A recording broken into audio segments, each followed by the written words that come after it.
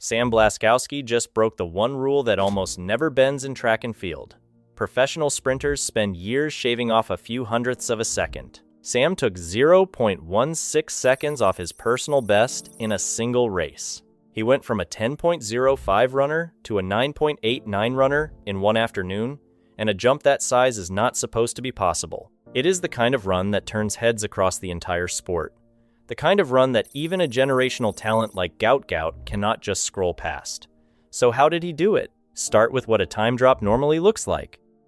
At the elite level, getting from 10 to under 9.9 usually takes years of fixing tiny mechanical errors. 100th here, 100th there, season after season.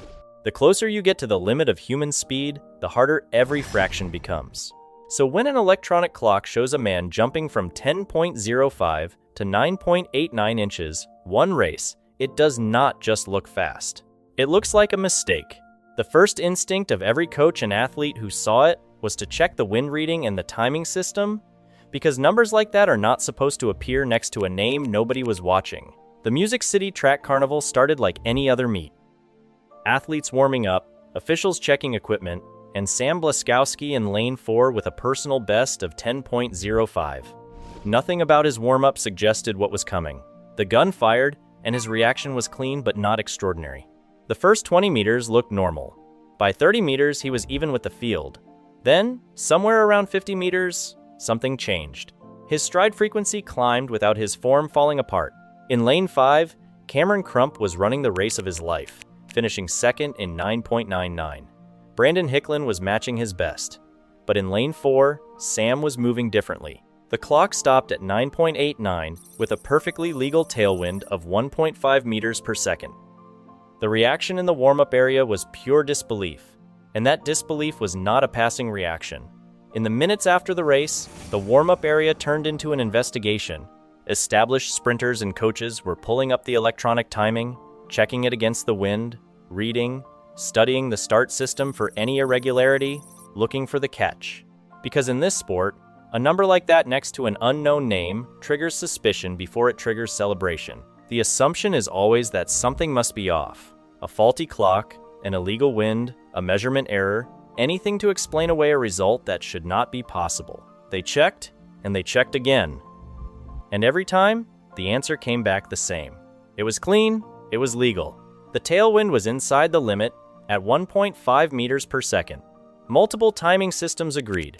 There was nothing to explain away. The run was exactly what it looked like, which is the most unsettling possibility of all, because it meant the sport had to accept that a former Division III athlete had genuinely just run one of the fastest 100 meters in history on purpose, and that it might happen again. That is the line a result like this forces everyone to cross. First, you assume it is fake. Then you confirm it is real. And the moment you confirm it is real, you have to completely reassess who this person is and what they are capable of. There is no halfway. Either the clock lied, or a new world-class sprinter just appeared out of nowhere with no warning and no pedigree. The clock did not lie.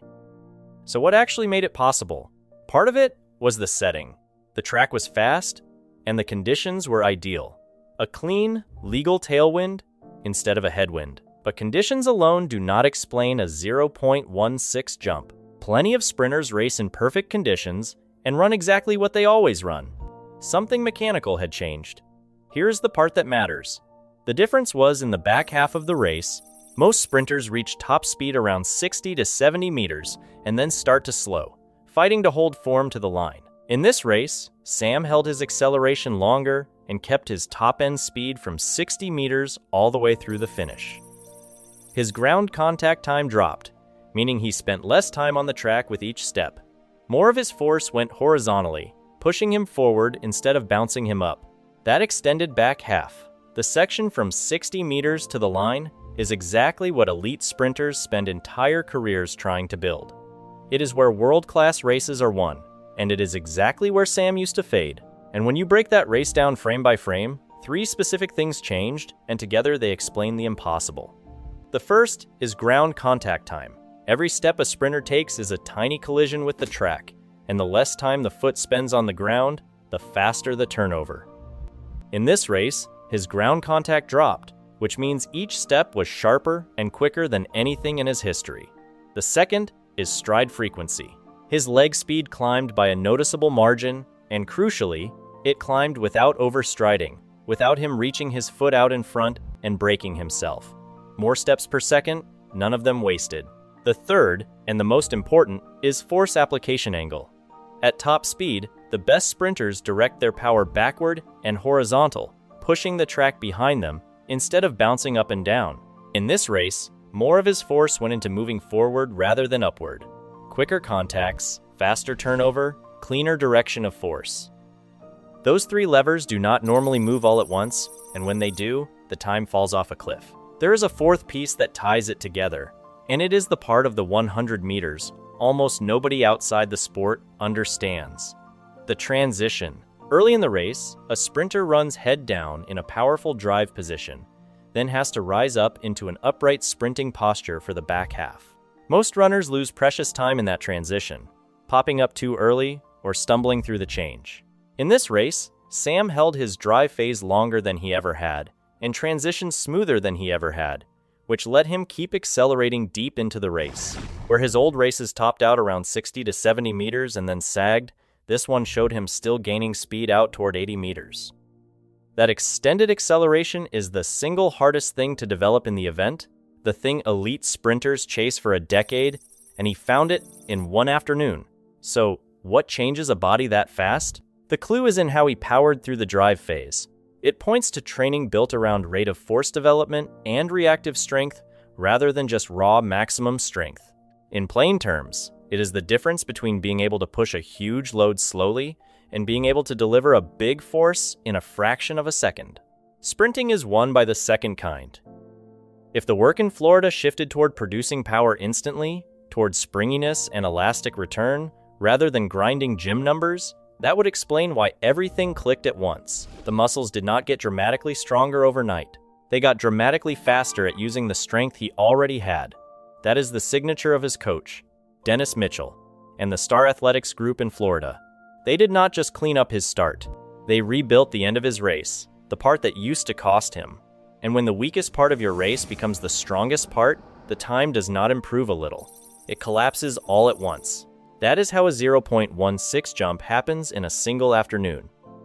A switch that elite runners chase for years finally clicked. Before I tell you what this shakes up, drop it in the comments. A jump this big in one race, fluke or breakthrough? I want to know where you land. Because here is why the rest of the sprint world cannot ignore it.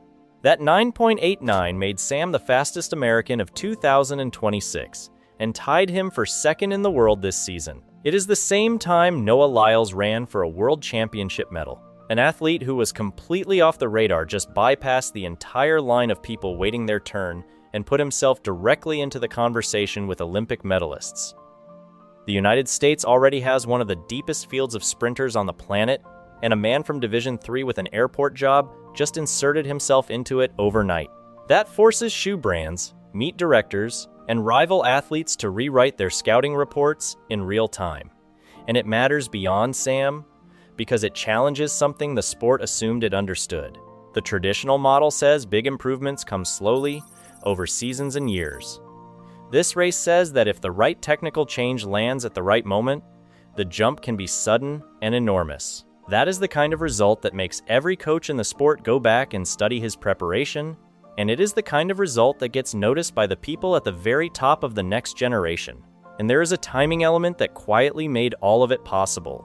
Most elite sprinters build their whole year around peaking for one major championship, which means they spend most of the season slightly tired, holding fitness back for the moment that matters.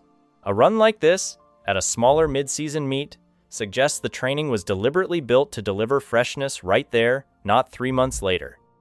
Fresh legs, a fast track, a legal tailwind, and a technical breakthrough, all landing on the same afternoon. That is not luck. That is a perfect storm that someone engineered on purpose. There is even a psychological layer. Racing in lane 4 at a low-pressure meet, with no expectation and no cameras tracking his every move, he was free to just run his own race without the tension that tightens muscles and ruins technique. Take away the fear, add the freshness, stack the mechanics, and the impossible starts to look almost inevitable. The bigger reason the sprint world cannot let this go is that it threatens something the sport thought it understood. The textbook says elite improvement is slow and linear, that you grind down your time 100th at a time over years because you are bumping against the ceiling of human biology. This race says something more unsettling. It says that for some athletes, the time is not limited by their engine at all, but by a technical block, and that when the block finally breaks, the improvement is not gradual. It is a cliff. Every coach who saw 10.05 turn into 9.89 is now going back through their own athletes asking a terrifying question. How many of my runners are not actually slow, but simply stuck behind one mechanical fault I have not fixed yet? The rate of force development work, the reactive strength protocols, the obsessive focus on the drive phase transition, all of it is about to get copied across the sport because Sam Blaskowski just turned it into the most famous before and after in recent sprinting, which brings it back to Gout Gout. When the sport's brightest young stars take notice of a performance, that tells you something. Gout. Gout is the teenage phenom out of Australia who has the whole world comparing him to Usain Bolt, the face of the next era of sprinting. The elite sprint community is small, and a run like this does not slip past it. When the people who are supposed to define the future of the 100 meters are paying attention to a former Division III athlete, it is no longer a feel-good local story. It is a signal that the established order is not as safe as it thought. And the reason a name like Gout Gout matters in this story is that the elite sprint world is tiny. The people genuinely capable of running at the front of the 100 and 200 could fit in a single room, and they all watch each other obsessively. A breakthrough does not stay quiet inside that circle for even a day. So, when the conversation around a performance reaches the level of the sport's most hyped young superstar, the teenager the whole world is calling the next Usain Bolt, that is the clearest possible signal of how seriously the result is being taken at the top. It is one thing for casual fans to be impressed by a viral clip. It is another thing entirely for the generation that is supposed to inherit the sport to have to factor a former Division III runner into their own future. That is what turns a local feel-good story into a genuine shift. The kids being groomed as the faces of the next decade now have an uninvited name to worry about, one that did not come up through any of the usual pipelines and could be standing in their lane at the biggest meets in the world within a year or two. So step back and look at the whole thing. A man with a 10.05 best in lane 4 at a meet most people had never heard of ran a time only a few hundred humans in history have ever beaten, and he did it with a jump that is not supposed to fit inside a single race. The mechanics that made it happen are now a weapon, not a weakness. The pressure has flipped onto him to prove it was not a one-time miracle, but the run itself already rewrote what people thought was possible in a single afternoon. So tell me in the comments, that 9.89 was the floor, not the ceiling, or a perfect storm that never repeats? And how fast do you think Sam Blaskowski runs next? Drop your number below, and subscribe so you are here when he proves which one it is.